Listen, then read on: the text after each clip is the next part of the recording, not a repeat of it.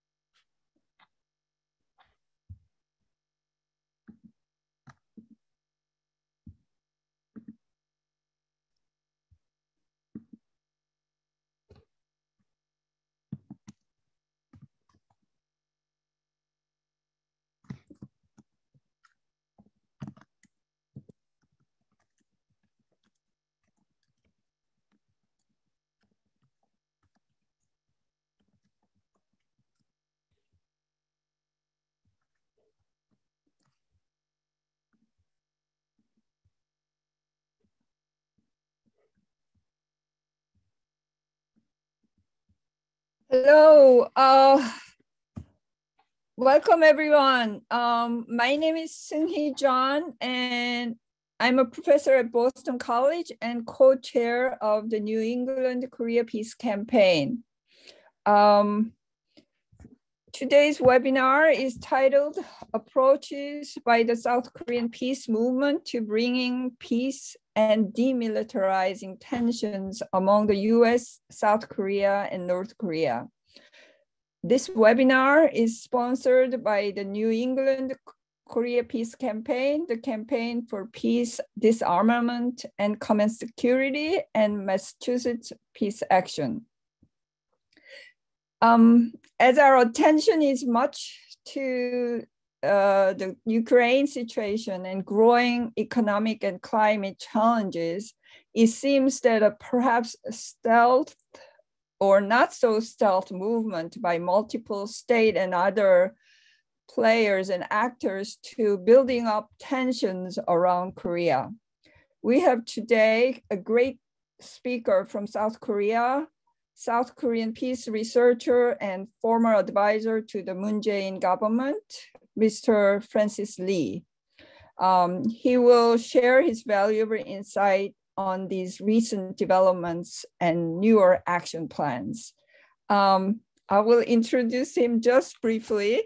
Mr. Lee has been a research professor of peace studies at SungKongHoe University in Korea, visiting professor for peace studies at Ritsumeikan University in Japan, and a visiting professor at the International University of Japan. He was a founder and coordinator for People's Solidarity for Participatory Democracy and a legal advisor to the Special Rapporteur of the UN Human Rights Subcommission in 2005. Having worked with the Center for Peace Museum in Korea, he's also the former executive director of ARENA and director of the Center for Peace and Disarmament in Korea. He has been involved in facilitating UNESCO and APCEIU teacher training workshops since 2006. In 2012, he joined PEACEMOMO, an organization providing peace education training for school teachers and peace activists in Korea based on new learner-oriented pedagogical principles. Under the Moon Jae-in government, Mr. Lee served on numerous advisory committees within the ministries and agencies of reunification, education, human rights, overseas development cooperation, and gender and family affairs. Francis will be speaking about approaches by the Korean peace movement to bringing peace and demilitarizing tensions surrounding the Korean Peninsula.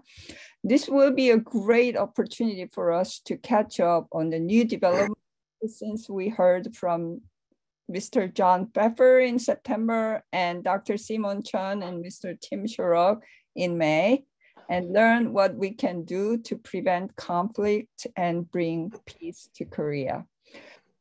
We'll procedurally, we'll hear from Francis for about half an hour and then have a Q&A session. Please put your questions on the Q&A box below. It's on the right-hand side. Without further ado, please welcome Francis.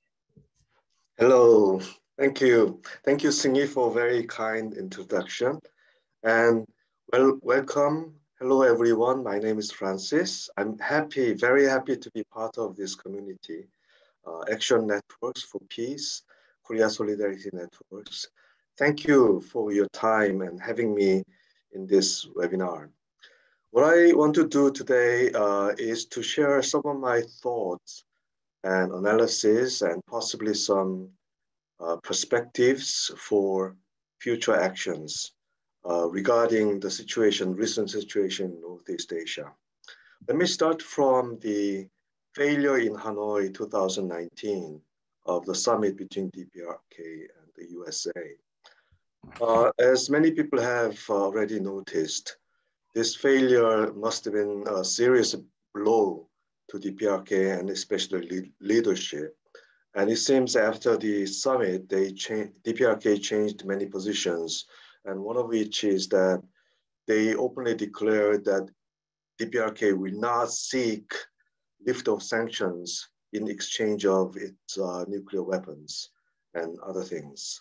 And it will insist on denial of any dialogue from outside unless the previous conditions are met for the dialogue. And then, as we know, DPRK rushed and speeded up its weapons development programs, including ballistic missiles and nuclear weapons.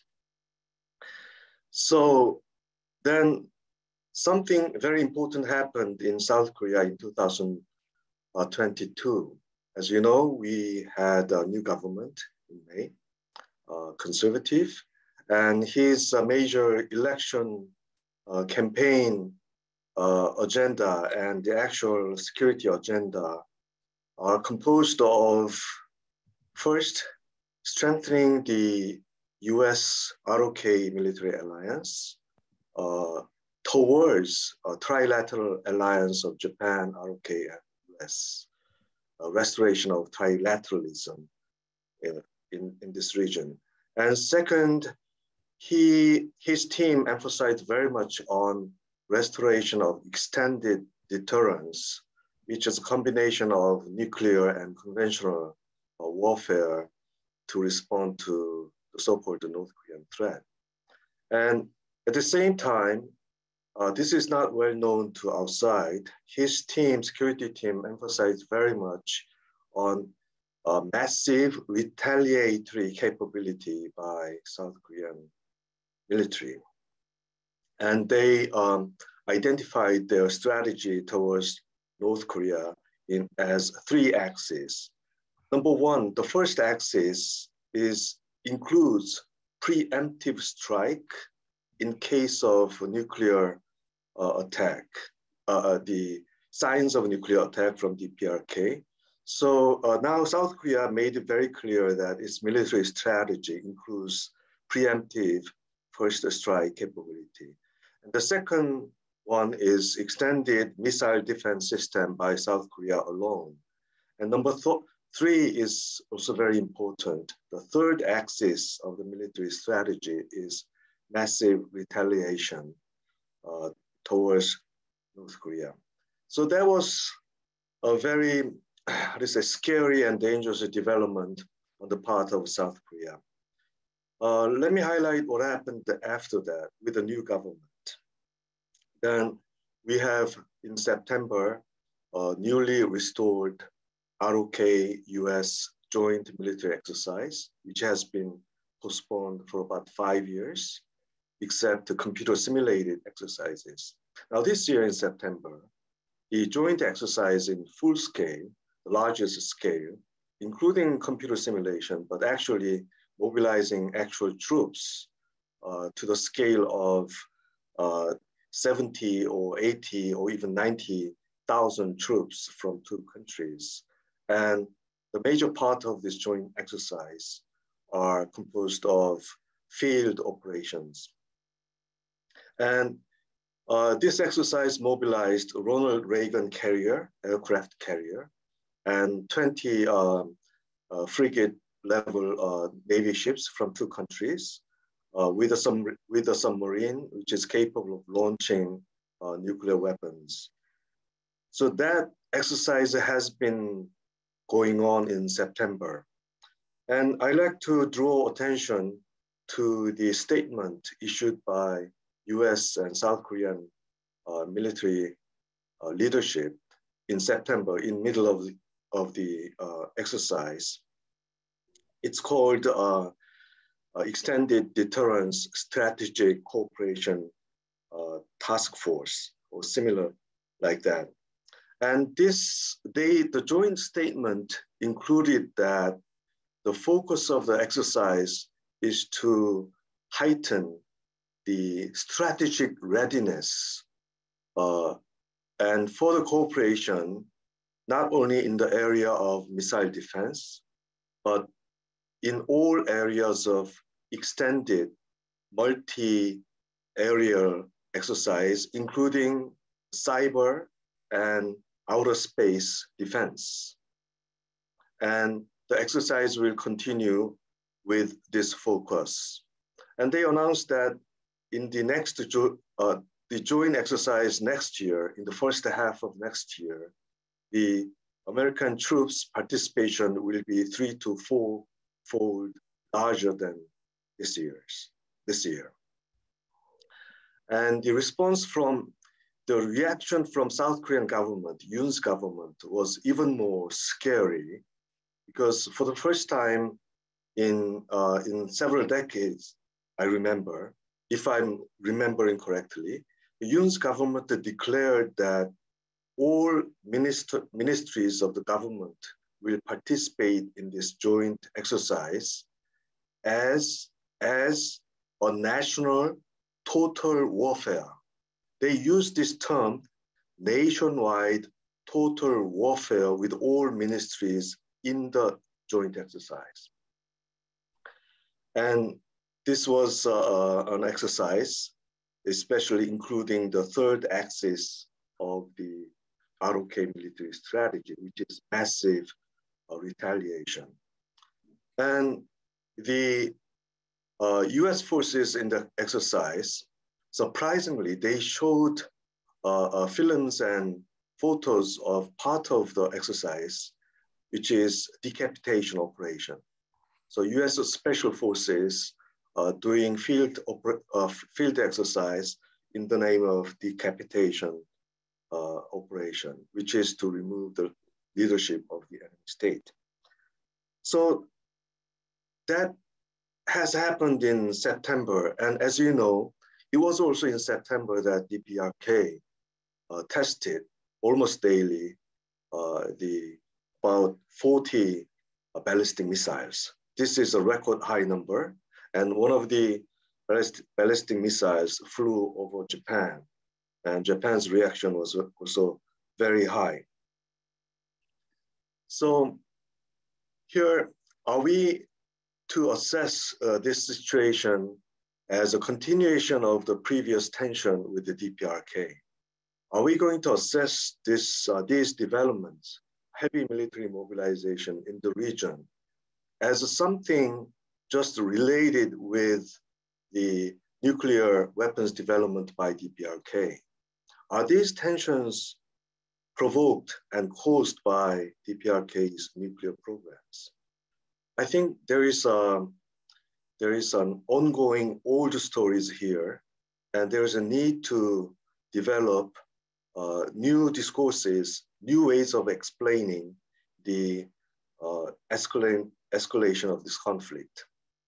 And usually in this situation, I would like to go back to the basics of conflict analysis and conflict transformation.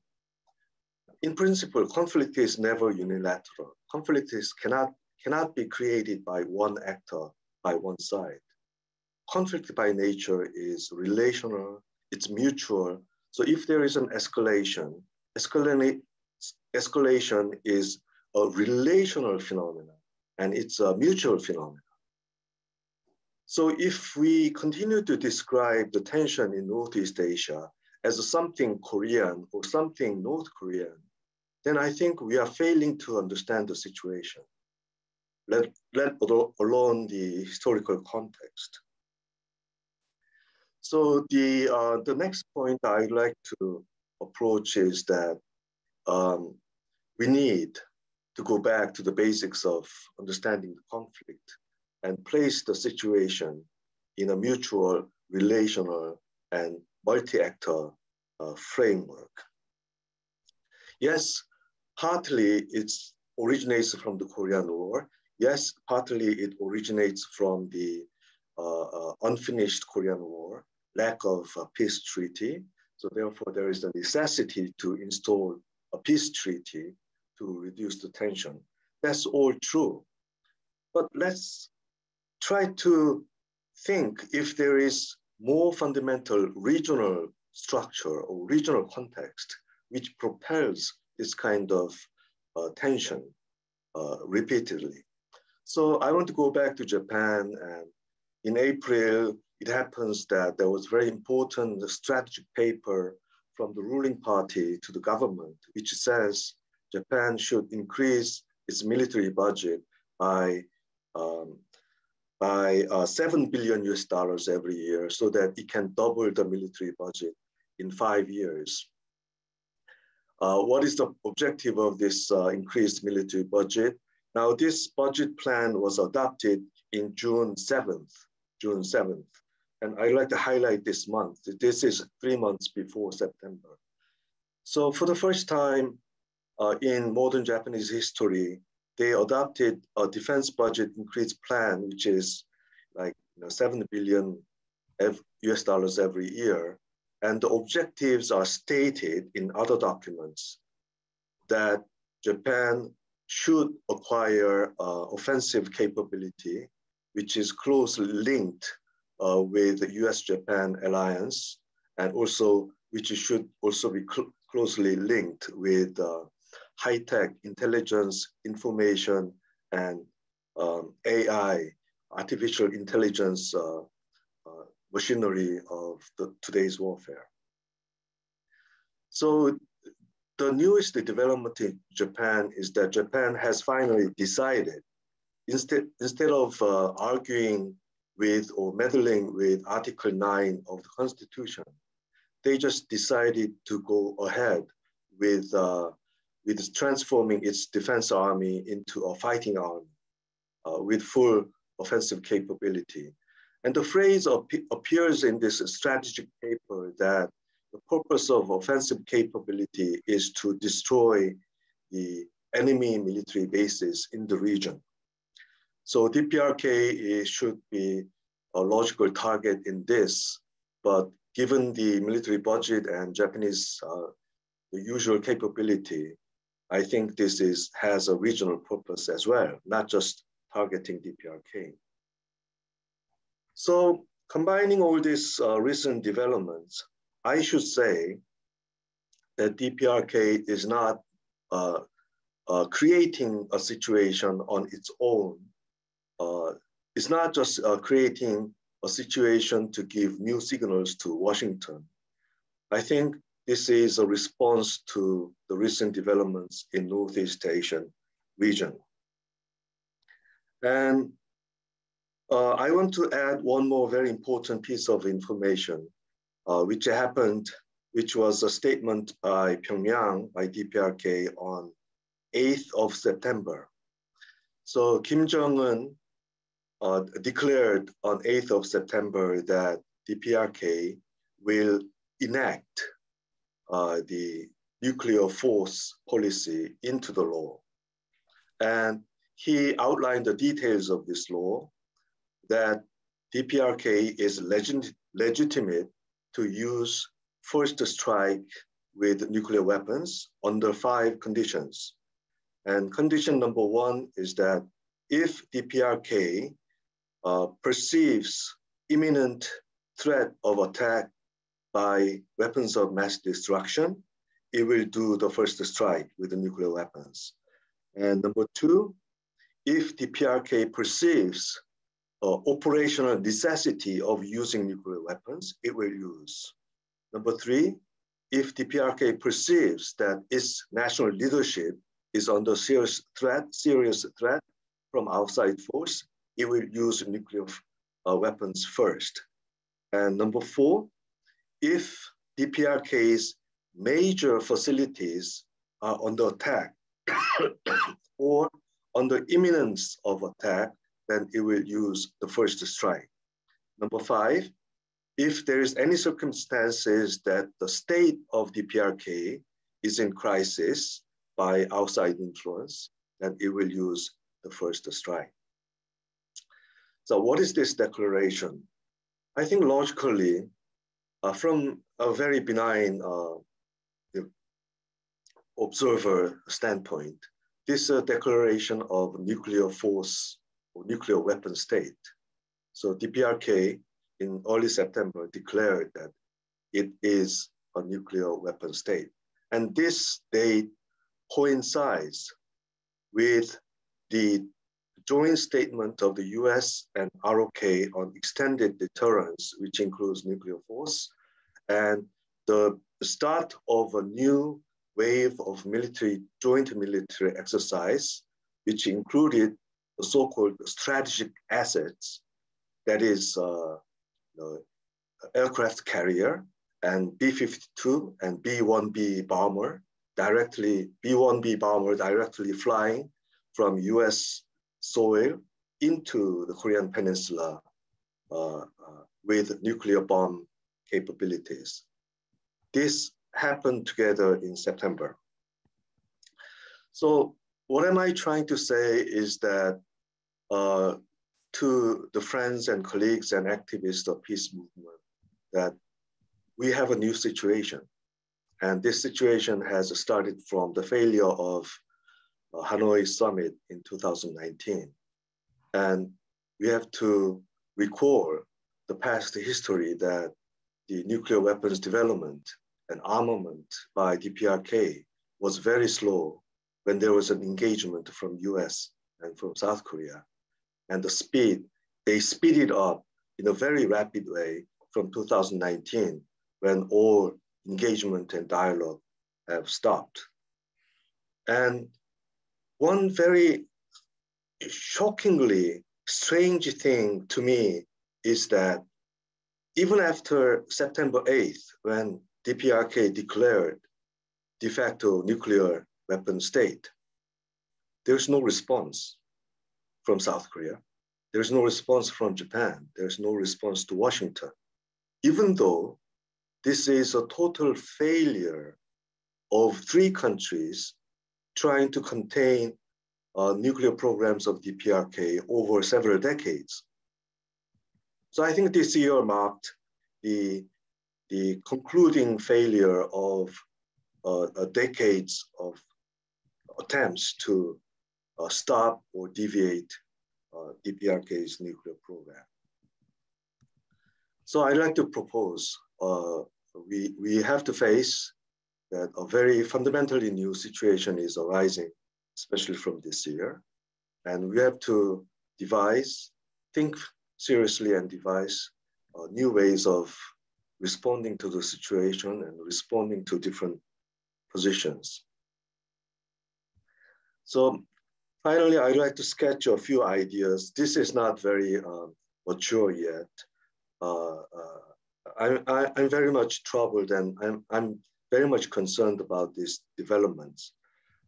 So these are primitive initial ideas out of those concerns. I think peace movements around the world and in South Korea with Korea focus was too narrow. Korea issue, the division, the war, and conflict with DPRK and nuclear programs included, I think Korea focus of the problems happening in Northeast Asia was too narrow. I would say this is a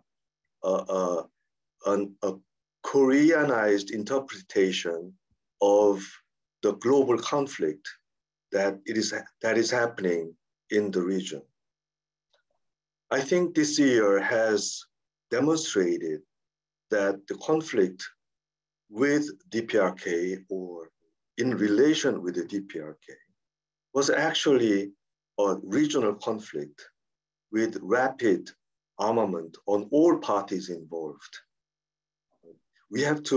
Someday we have to very seriously discuss about the rapid armament of South Korea and the destructiveness of the South Korean armament, as well, offensiveness and destructiveness of South Korean armament as well. So what I'm trying to say is that the conflict has been from 1950 or even from 1945. Conflict was not local Korean. The conflict was regional manifestation of a global conflict starting from the Cold War. Korean War was not a domestic civil war purely. It was an international warfare. It was a proxy war. So the so-called DPRK issue, or the so-called tension from DPRK's weapons program was in nature a regional one. So I would think about that we change our perspectives, that the problem has been Northeast Asian regional conflict from the beginning until today. And today, what we are seeing is highly militarized development of those conflicts by all parties involved, We have to count the Chinese rapid arms development and Japanese and the US and South Korea along with the DPRK at the same time, and then seek possible ways of peace building from then on. So I would say this is kind of agenda reset. And the situation this year, I would describe it as a newly emerging emergency situation. It's not just rising tension. It's almost like a collision course by nobody trying to back up, nobody trying to open a space for trust building or basic dialogue. Looks like everybody is heading for a collision course without diplomacy is gone. Even proposals for preventive diplomacy is not there. A very, very alarming situation and very strange situation. Then the part of agenda resetting should include the dire necessity of prevention. Yes, I do not want to underestimate the importance of creating a peace treaty between the PRK and other nations.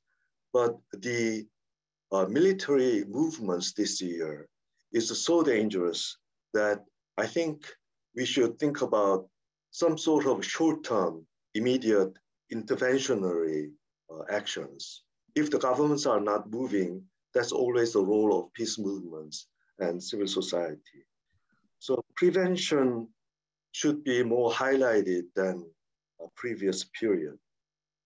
And of course, prevention of armed conflict has more universal and global, understanding. And second, I think peace movement should be more concerned about describing and telling the stories of the conflict, not in the frame of Korea or North Korea, but in the frame of mutuality, in the frame of multi-actor relationship, the dynamics of several countries involved in the conflict. I feel very much that we need to translate the grammar of describing the conflict in Northeast Asia.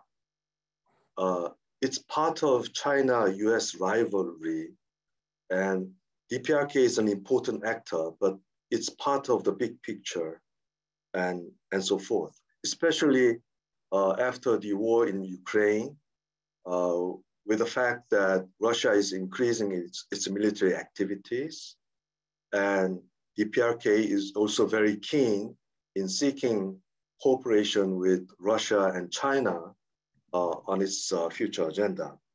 So therefore, I would like to ask your feedbacks on this perspective of mine. From North Korea focus to regional focus, let's try to change the frame of peace and security understanding of the region from North Korea focus to regional focus. That is a matter of all peace movements of different countries. It's not for Korea alone. For Korea is included, but it's peace building for every country, every society included. It is a regional common agenda.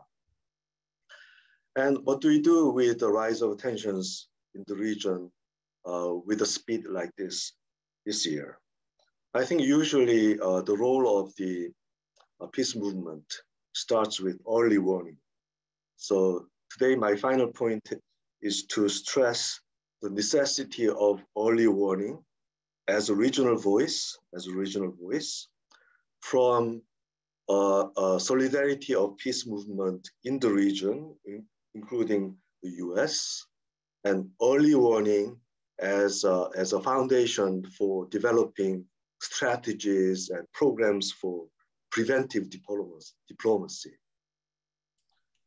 The PRK has declared itself as a new nuclear weapon state, and in response to that and to other things, the US, South Korea, and Japan's arms race and military readiness is increasing, and by nature, this increased military readiness include possibility of using nuclear weapons or nuclear weapon threats.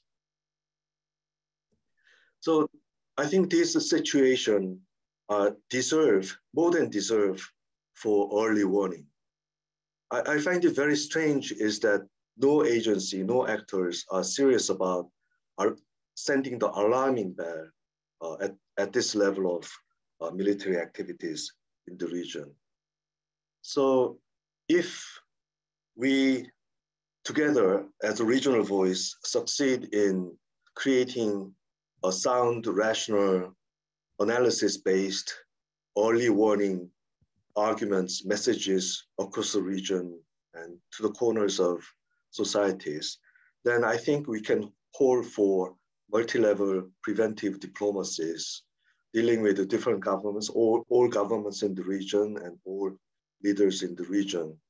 And preventive diplomacy would be, I hope, would be a very major part of peace movements in coming 4 or 5 years.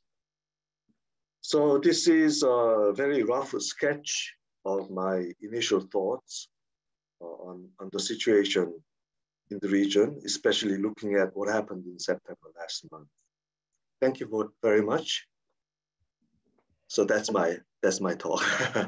Thank you. Thank you so much, Francis, for sharing your so insightful and thoughtful thorough analysis and perspectives on recent new development in the Korean situation and your suggestions for our way forward.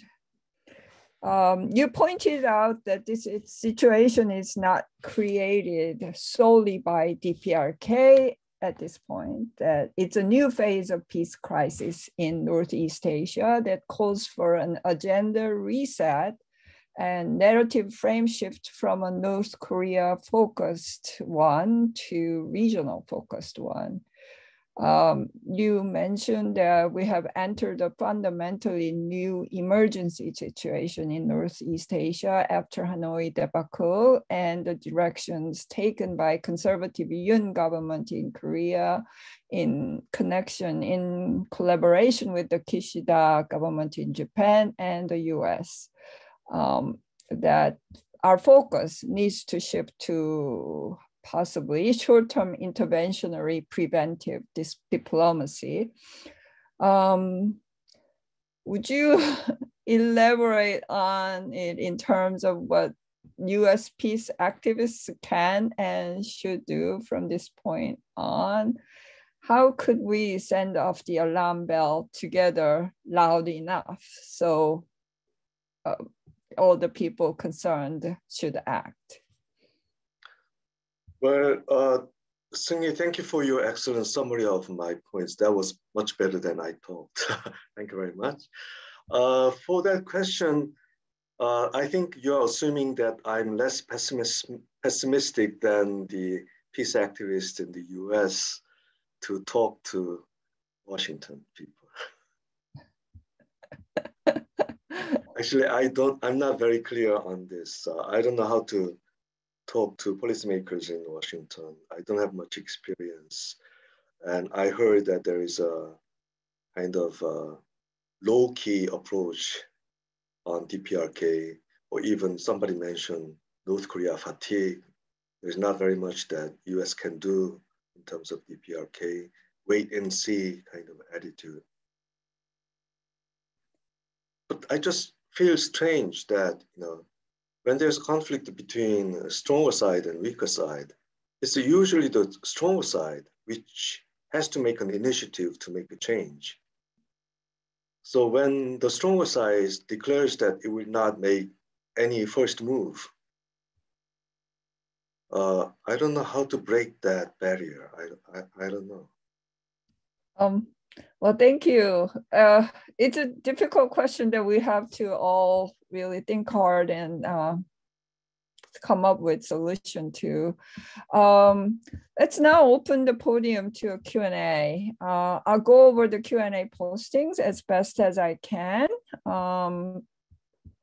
I see a couple of questions posted. One from Jeremiah Kim. What is your assessment of the general will and interest in South Korean society toward peace? How can a regional narrative framing of the current conflict encompass the role of the United States, which is the only party involved, which is not strictly regional actor? Okay, for the first part, I would say a large majority of people in South Korea are for peacemaking with North Korea, and they would do a lot to avoid war. So the discourse, the message that war is not our option, every democratic government and by peace movement is quite persuasive. War is not an option for us. No second Korean War. That's a very powerful persuasion. But when it comes to more concrete proposals of peacemaking with North Korea, such as peace treaty or ending the Korean War by People's Declaration, we don't see that much enthusiasm outside the organized NGOs. From the public, we don't see very high enthusiasm. There is a very quiet, subtle consensus for this agenda, but enthusiasm is lacking. And several surveys also point that the younger generation, usually in their 20s and 30s, including teenagers, younger generation is much, much less interested in DPRK and inter-Korea relations. So that's also another symptom of South Korean society to ignore the existence and effect of DPRK as the division prolongs. That sounds like you may need an effort domestically to build consensus around this alarming situation. Yes. Am I correct? Yeah. Yes. Of course, we peace movement in South Korea, we should do that domestically first and domestically more. That's also true. If we try to highlight the regional dynamics and regional causes of this conflict, what would it change? I think it would contribute to lessening demonization of DPRK. It would contribute to the lessening of resorting to military means to resolve the conflict. These are two things are combined. If the perception is to identify North Korea as the cause of the conflict, then, and it's demonized, that it's irrational, they don't listen to anybody else, and it's incomprehensible, then the only possible way of handling things is force. And the biggest force is from the US, of course, and for South Korea, we have to militarize and militarize and militarize. So it's like a vicious cycle.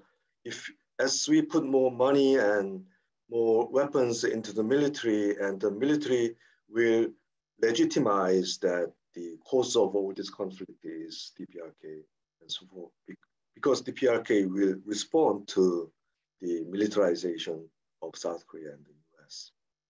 So regionalization of conflict is to escape this vicious cycle that all parties are involved and all parties are responsible with different degrees, and therefore enlightened citizens and civil society actors should align together across the region to create a regional alternatives.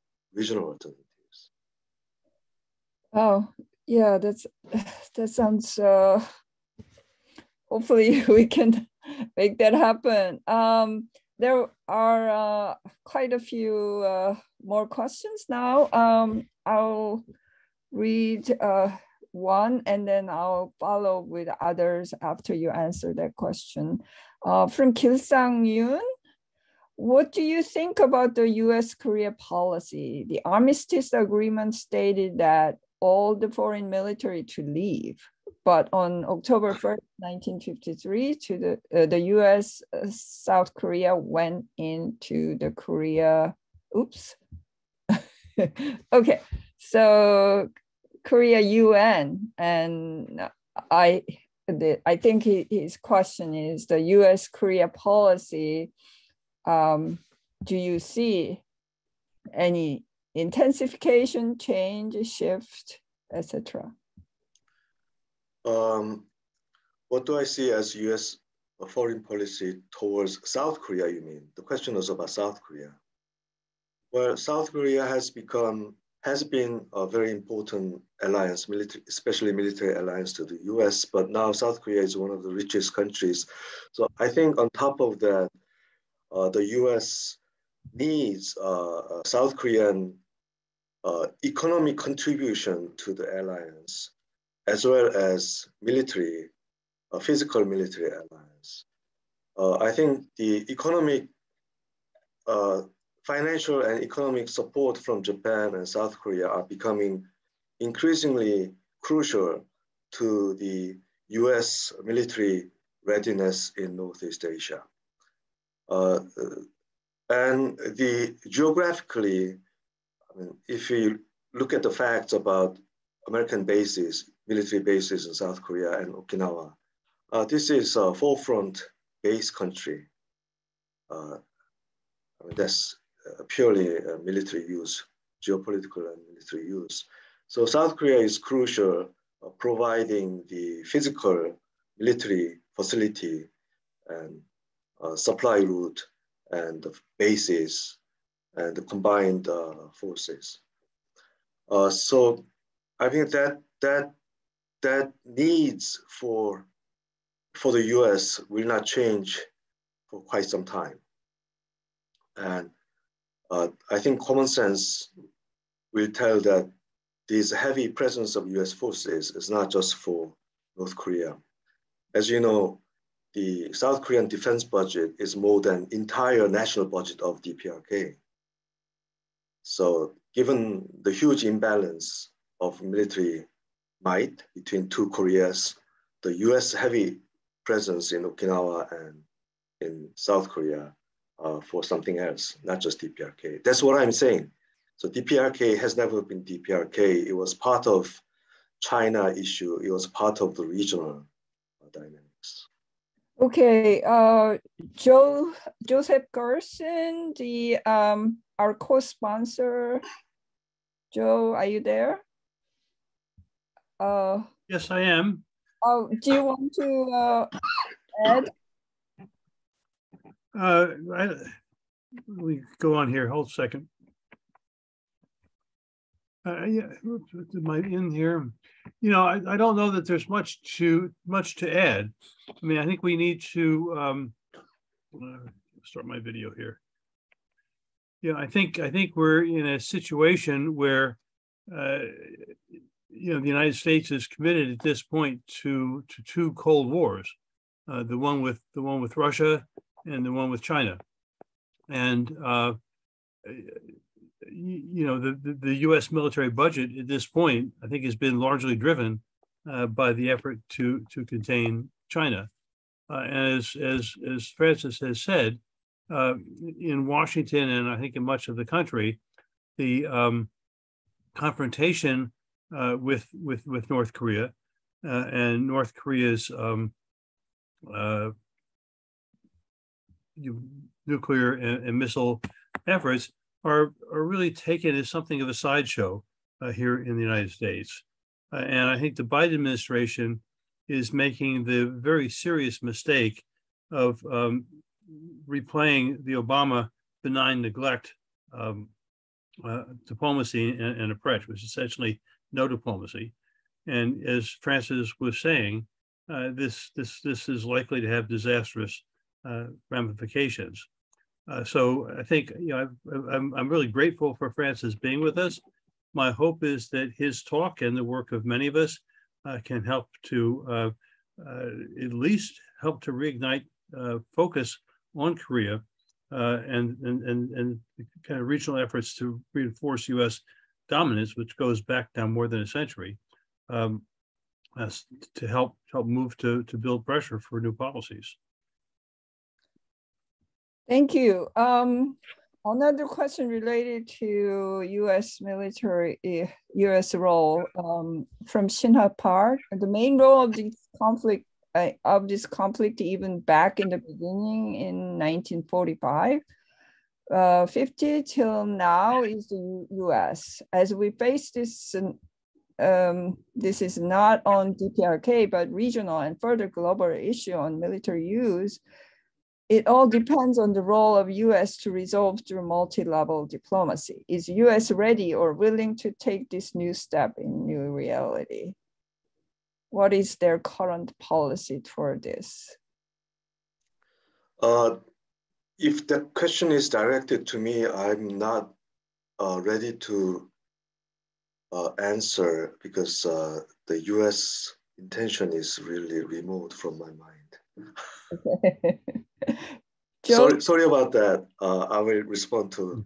So, you know, Francis, it might be helpful to reflect here on what you heard in Washington in the meeting with the bishops and what you were hearing there about U.S. policy. Last week, I was in Washington participating Bishops' Conference of South Korea and the U.S. It was very highly delegated conference to discuss about peace in Korea. So the appeal from the Korean side is about ending the Korean War and lifting the sanctions against DPRK for humanitarian purpose, and U.S. take initiatives for dialogue, for trust building. And the response from the administration, the State Department, the Korea desk, is that the Biden administration has been continuing on unconditional dialogue. It's the DPRK who is refusing to respond to this call, and they are waiting until DPRK is ready for dialogue. They call it unconditional dialogue, but they totally ignore the previous DPRK's conditions for dialogue, such as lifting of the sanctions first and energy programs and other measures. So above the language or below the language, it seems to me that Biden administration is very firm that they will not take initiatives for quite some time. So kind of very similar to strategic ignorance or neglect continuation of that for the time being. But I also heard that many other South Korean experts from previous governments are trying very hard to persuade some sections in Biden administration that preventive diplomacy is necessary at this moment. So for example, Moon Jae-in, former security advisor to President Moon, last week also was in Washington, arguing that it's better for the US to initiate preventive talk before North Korea goes for the 7th nuclear weapon test. So let's wait and see if this South Korean alternative appeal gets through the administration. But this is a bad time. There is an election coming up. So my guess is that this call will be again neglected for several months. So I don't see any possibility of new actions from Washington. Okay, thank you so much. There are a couple of questions, more questions. What do you make of the influence of living in Switzerland on the world view of Kim Jong-un?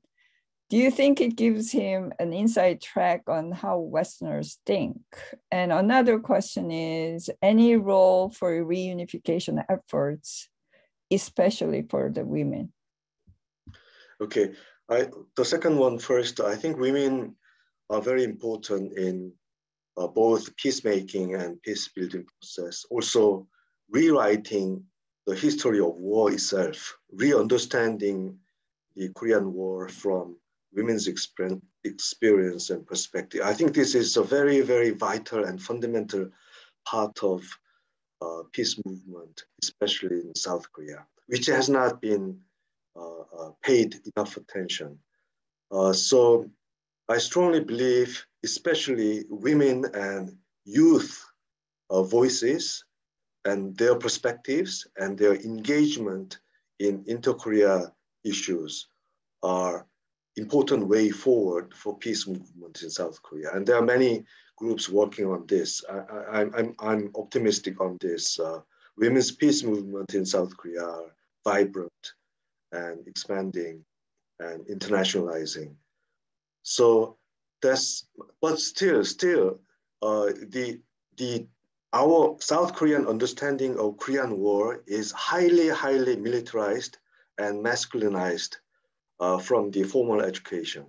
There is a tremendous task to change the narratives of the war because it will change our perspectives for future warfare. And for Kim Jong-un, I don't have first-hand information. I just read different observations. But from what I see on TV, his talk and his way of reacting to Trump and Moon Jae-in, and from other analysis, I believe my synthesis that he is a different leader, definitely, with a wider source of information and understanding of the world. So I think he is, I would say personally, he is the first fundamentally different leadership in North Korea. And one small evidence, not evidence, but manifestation, I would say, is that in his entire leadership, he pushed for introducing small-scale local market system in North Korea, which his father and grandfather didn't do.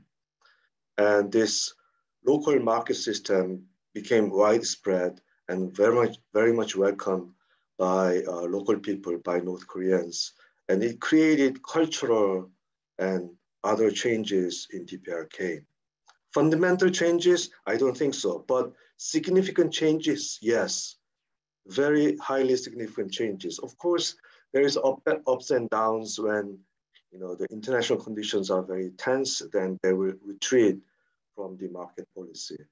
So there are several manifestations that Kim Jong-un is a different kind of leader in North Korea. And I believe that that was one of the foundations, one of the bases of Moon Jae-in government's approach to DPRK, that there is a room to talk and there is room to discuss.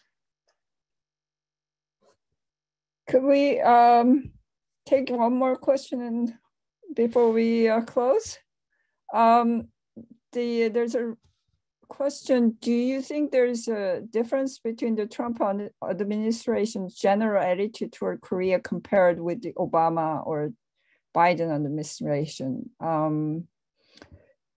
And beyond the policies of individual politicians, there is an argument that the Trump movement reflected an exhaustion among many Americans with the US foreign policy and endless war.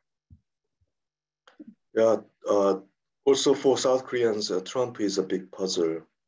He was beneficial in promoting summit with the DPRK, which was unprecedented. And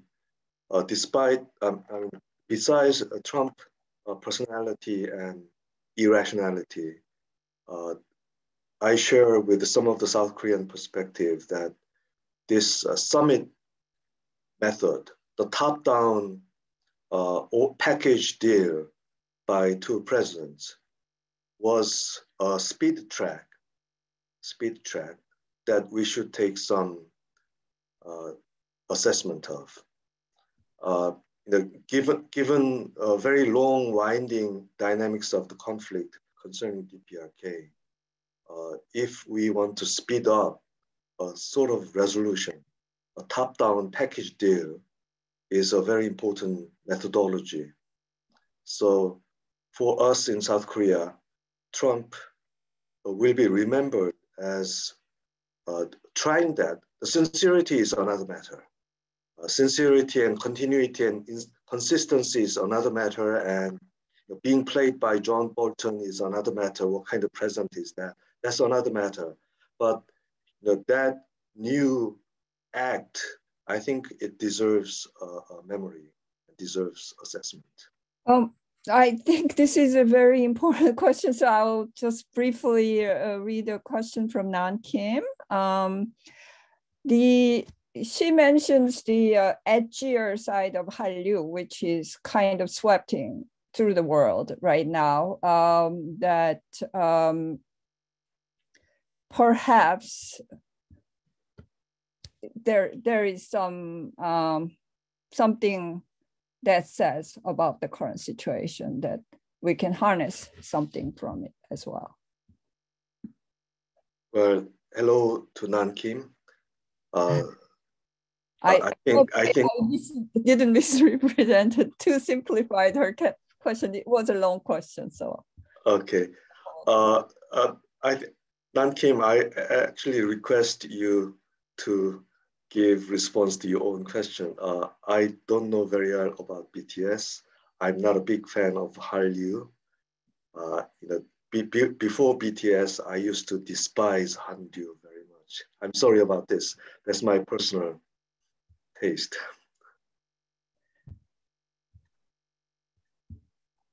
Okay. Unfortunately, we'll hear about it through emails, perhaps. Thank you, everyone. Thank you, Francis, for sharing your great analysis and insights during your brief visit to the US. I know you need a lot of, you didn't have a lot of time staying here, so thank you so much for taking time. And thank you, our audiences, for sharing your enthusiastic interests and a lively discussion on the peace on the Korean Peninsula. I'll follow up with a video recording and information about upcoming events and actions.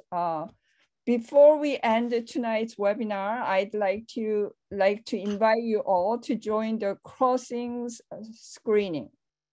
Crossings is a documentary that follows a group of international women peacemakers as they set out on a risky journey across the demilitarized zone between North and South Korea, calling for an end to a 70-year war that has divided the Korean Peninsula and its people. The screening is on Friday, October 21st at 5:30 p.m. at Emerson Paramount in Boston. And there will be what's promising to be a lively conversation with the Emmy Award-winning director, Daehoon Lee, and some participants as well. I hope to see you all there, and please keep your eye out for the follow-up email that will reach you soon. Good night, and thank you. Thank you.